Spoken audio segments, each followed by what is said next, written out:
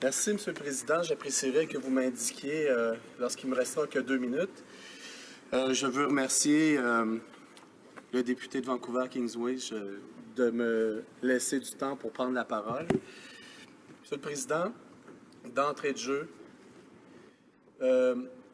sans prendre trop de temps là-dessus, je ne peux pas passer outre l'intervention de la députée de Sarnia-Lambton, qui, dans le contexte de ce débat amorcé d'une manière absolument transpartisane ce matin, a été pour le moins, je qualifierais, disgracieuse. Je voudrais seulement lui rappeler 2 choses. D'abord, que pour les millions de Québécois et de Québécoises qui ont voté pour des représentants du Bloc québécois à la Chambre des communes, le Québec est une des nations avec les peuples autochtones fondatrices. Et que ce n'est pas parce que la Constitution de 1982 a voulu réduire, oblitérer notre statut de nation et de le réduire au rang d'une ethnie parmi tant d'autres que nous devons être traités de la sorte. Un des principes auxquels doivent adhérer tous les parlementaires de cette Chambre, un principe qui est incontournable, c'est d'être démocrate. Et lorsqu'on est démocrate, Monsieur le Président, on s'engage à porter l'idéal démocratique d'un gouvernement du peuple pour et par le peuple. Et en ce sens, je représente la voix des électeurs qui paient des taxes à l'État canadien et qui ont droit que leur voix soit portée en cette Assemblée.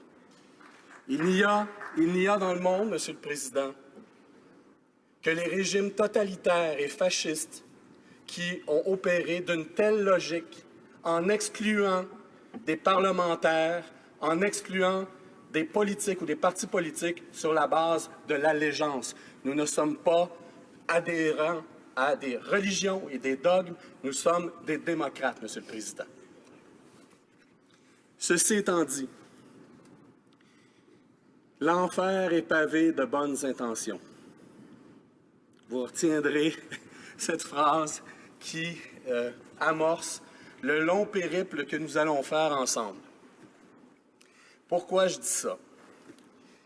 Je ne veux pas aujourd'hui me péter les bretelles, Monsieur le Président, mais juste faire savoir à l'ensemble de mes collègues que de 2003 à 2007, j'étais le porte-parole de l'opposition officielle en matière de réforme des institutions démocratiques au Québec et que j'ai vécu de près l'expérience québécoise en la matière.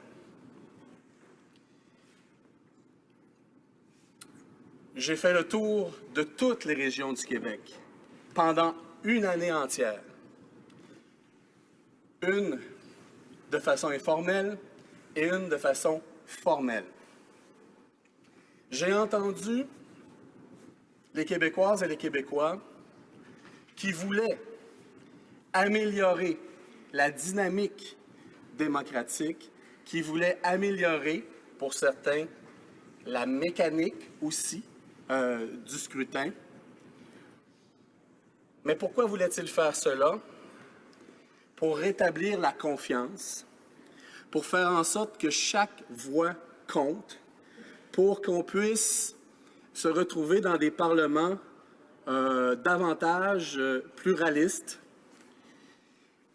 Et, Monsieur le Président,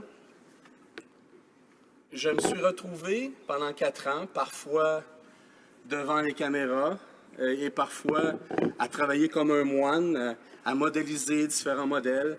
Je tiens à dire à tous mes collègues que tous les modèles qui existent ont leurs avantages et leurs inconvénients. Et que de la distorsion, il y en aura dans tous les modèles que nous examinerons. C'est la raison pour laquelle ce n'est pas à nous de trancher la question, mais bien au peuple. Parce que quand on veut changer les enjeux, les règles du jeu de la démocratie, quand on veut que cela se fasse dans un climat transpartisan, il importe, Monsieur le Président, pour avoir vécu l'expérience québécoise, que d'entrée de jeu, on puisse dire au peuple, signal drapeau rouge. Suivez-nous. Suivez ce débat.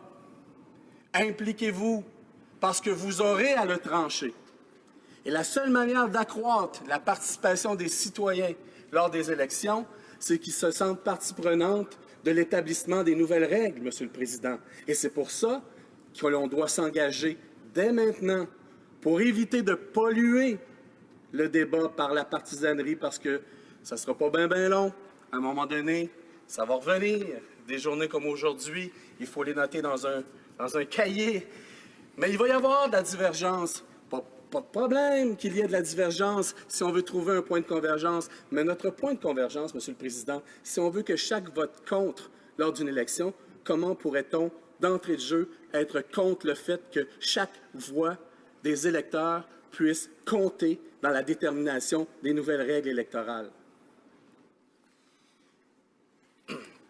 Monsieur le Président, j'ai aussi vécu un gouvernement qui, devant les caméras, à l'époque, disait vouloir une réforme, mais que seul son chef s'était engagé à faire parce que le caucus ne le suivait pas.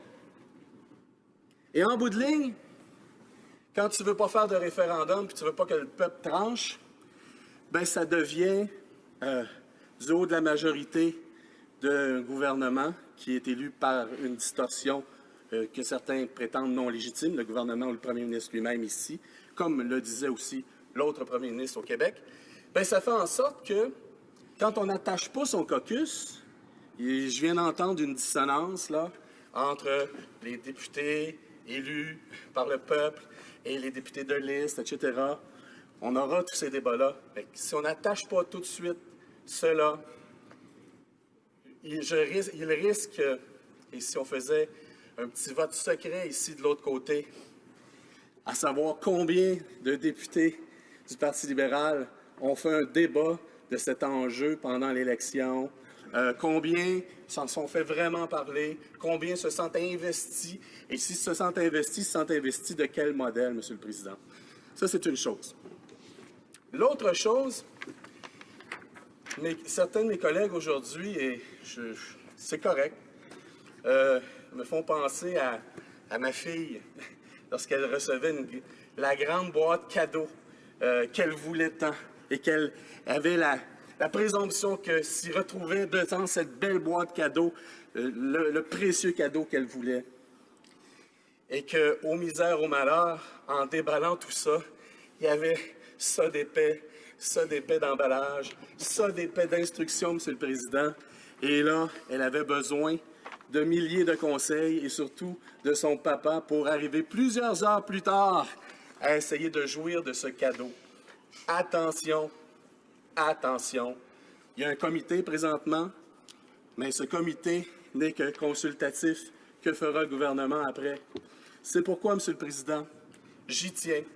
Je veux amender l'amendement de la manière suivante. Que l'amendement soit modifié par adjonction après les mots « à cet égard » du paragraphe 5C, par le texte suivant, y compris la tenue d'un référendum auprès de la population sur les modes de scrutin proposés.